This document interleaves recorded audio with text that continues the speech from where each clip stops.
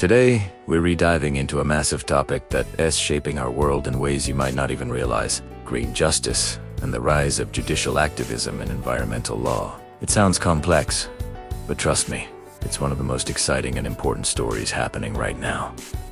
So, what exactly is green justice? At its core, it's about fairness. It's the idea that everyone, regardless of their race, income, or where they live, deserves to live in a healthy environment. It means no community should bear a disproportionate burden of pollution, waste facilities, or industrial hazards. It's about recognizing that clean air, clean water, and a stable climate are fundamental human rights. For a long time, the fight for the environment was mostly about saving endangered species or protecting pristine national parks. While that's still incredibly important, green justice brings the focus back to people. It asks tough questions like, why are low-income neighborhoods so often located next to polluting factories? Why do indigenous communities who have protected their lands for centuries often have the least say when a massive mining project comes to town? This is where judicial activism comes into play. Traditionally, judges are seen as neutral referees who just apply existing laws. But what happens when the laws aren't enough? What if they're outdated? Or if governments are simply failing to enforce them?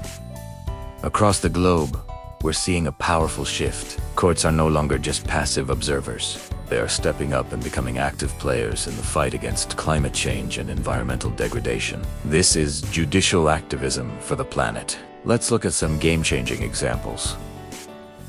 Remember the Urgenda case in the Netherlands? It was historic.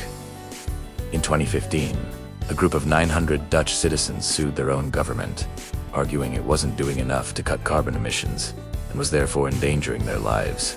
The court agreed. It ordered the Dutch government to cut its emissions by at least 25% compared to 1990 levels. This wasn't just a recommendation.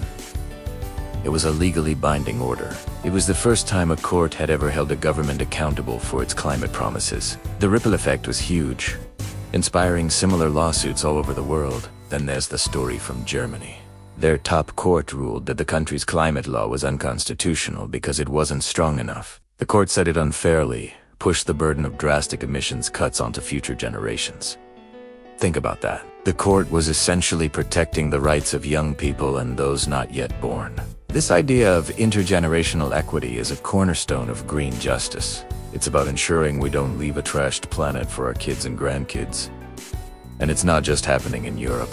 In Colombia, a group of 25 young people, some as young as 7, sued their government. They argued that deforestation in the Amazon rainforest was violating their right to a healthy environment, to life, to food, and to water.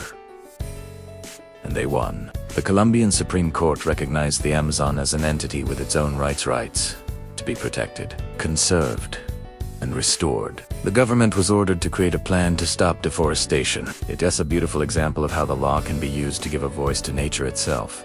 These cases are part of a global wave. From Pakistan to Australia to the United States, citizens are turning to the courts as a last resort. They are using the legal system to force action when politicians are too slow, too timid, or too influenced by powerful industries. Of course, this trend isn't without its critics.